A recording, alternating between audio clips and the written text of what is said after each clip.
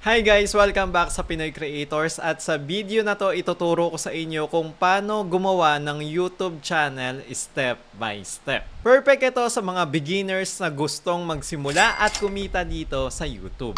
Step 1. How to sign in and create a Gmail account.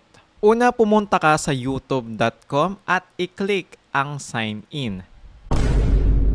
Kung meron ka ng Gmail, ilagay mo lang yung email at password mo dito. Pero kung wala pa, i-click mo yung create account sa baba, tapos piliin mo yung for personal use. Dito, ilagay mo lang yung full name mo, birthday, and gender. Next, may lalabas na option na use your existing email. Kung may Yahoo o Outlook ka, pwede mong ilagay dito. Pero kung wala naman, pwede kang gumawa ng bagong Gmail, i-click mo lang yung get a Gmail address instead. Dito, pwede kang pumili ng suggested Gmail address na ibibigay ni Google o gumawa ng sarili mong email. Piliin mo lang yung create your own Gmail address. Pagkatapos, type mo lang yung password mo dito. Siguraduhin nyo rin na yung ilalagay nyong password dito ay kabisado nyo o kaya naman kung kayo ay makakalimutin katulad ko, ilagay nyo sa isang notebook. Next, i-scan mo lang tong QR code gamit ang cellphone mo para ma-verify ang account. And then, magpapa-add ng recovery email si Google sa'yo. Pero kung wala naman, skip mo lang to. Pagkatapos, input mo lang yung phone number mo dito. Then, agree ka lang sa privacy terms ni Google. Step 2. How to create a YouTube channel.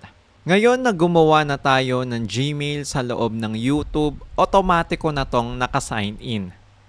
Para makagawa tayo ng channel, click mo lang yung profile icon sa upper right, tapos piliin mo lang yung create a channel.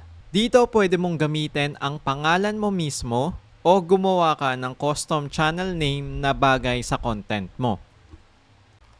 Step 3. Customize channel, branding, and basic info. Kapag nandito ka na sa homepage ng channel mo, i-click mo lang yung Customize channel. Dito pwede mong baguhin ang mga sumusunod. Profile picture, channel banner, at syempre, description. Type mo dito ng malinaw at maayos kung tungkol saan ba ang YouTube channel mo.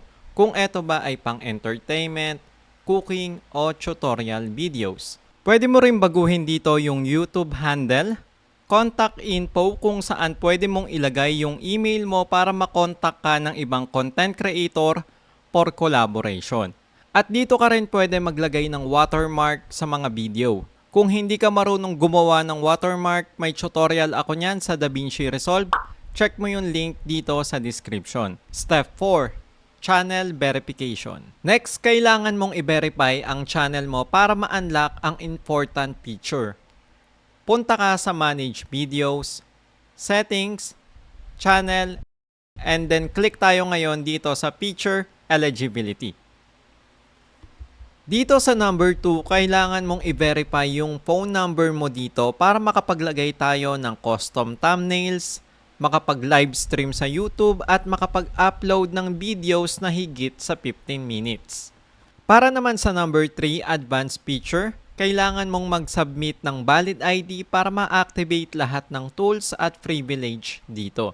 So ayun, ganun lang kadali na gumawa ng YouTube channel. Kung nakatulong sa'yo itong video na to, don't forget to like and subscribe para sa mas marami pang YouTube tips and tutorial. Thanks for watching, Pinoy Creators.